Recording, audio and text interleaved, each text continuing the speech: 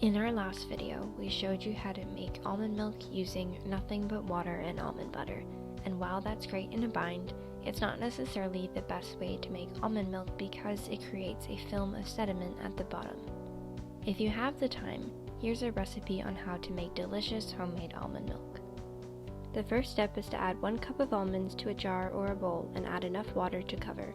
You can also substitute almonds for cashews, walnuts, or any other nut using the same ratio. Let the contents of the jar sit in the fridge for at least 8 hours so the almonds can soften. Once the 8 hours is up, drain the almonds and rinse them off. Add them into a blender along with 3 to 5 cups of water. The more water you add, the thinner the milk will be. Blend the concoction on high for 10 seconds and let it rest for 5. Then blend on low for an additional minute. Next, you are going to take a cheesecloth or a nut milk bag and position it inside a clean jar or pitcher.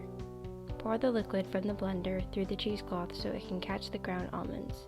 Squeeze the contents of the cheesecloth to squish out all the remaining liquid into the jar below. You can set the ground almonds aside to use in another recipe, or if you're feeling hardcore, you can always just eat it straight up.